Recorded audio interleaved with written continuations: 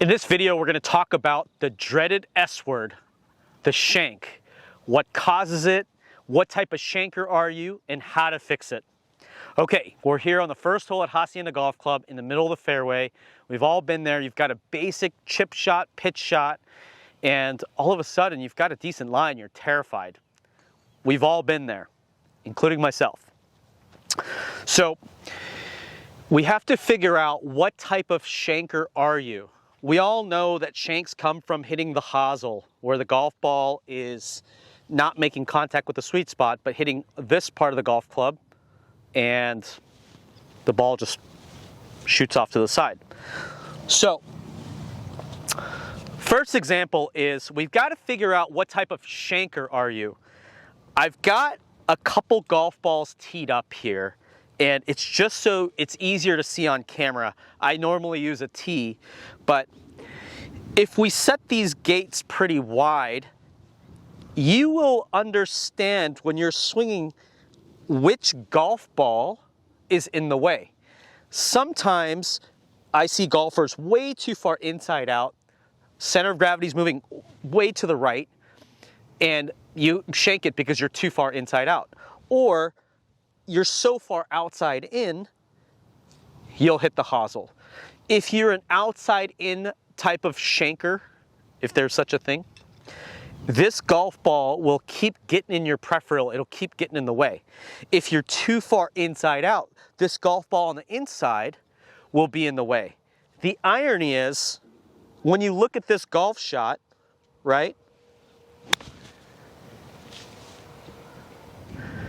It's nowhere near in the way. But if your path is too much from the inside or too much from the outside, then these golf balls get in the way. So, some of the common things that I see when I watch shankers, their swings look very short and choppy. They'll go, we've seen it before, they get really quick and it's really fast. It's the opposite of long and smooth and trustworthy, as if you trust your swing. So a good way to feel that is this exercise right here. I'm going to take two golf clubs, in one in each hand, and this will do two things. It'll slow me down and it'll teach me the right path.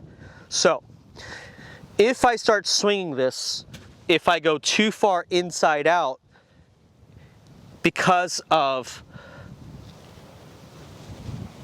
just the inertia, it'll really just kind of turn over. If I go too far outside in, it doesn't make an appropriate follow through. If we take this club and you're able to swing it back and forth freely, and even hitting the ground with both clubs. If you watch carefully, I hit that on the backswing. Let me do that again. This truly teaches you the right path. I've worked with amateur golfers before that shank it, and they said when they do this exercise, it feels so outside in or so inside out, which tells me, wow, their normal pitch shot, chip shot swing was so far outside the norm. So that's how you find your swing and build your swing and feel the tempo. So the next step to actually hitting the shot is going to about a 9-iron. Go to a 9-iron, and I'll tell you why. Is now when you have a 9-iron, you have the confidence where you can make a long, slow swing and then the ball will get there.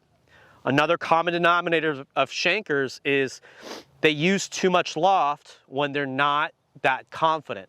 If you take a 9-iron and you just have to think about, okay, long, slow swing, long, slow swing, long, slow swing. Advance the ball forward. Yes, that landed short of the green. It is a 9-iron, it has to land short of the green.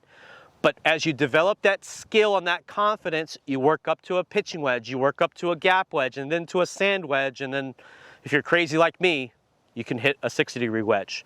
But these are the key points of why people shank it, or like how they shank it and how to fix it. But if you're not sure, and this is even for players who don't quite have the shanks and they're struggling with their chipping, set up a couple golf balls, and you could see my golf balls and my tees are set up pretty wide, and they are set up well behind the hitting area. This drill does you no good if you line the tee and the golf ball up. You've got to be a little bit ahead of it. So next time you're in the short game area and you're struggling with your chipping, give this exercise a try. Swing a couple clubs, see what it feels like, see what neutral feels like. It'll really help you with your short game. Thanks for watching. We'll see you in the next video.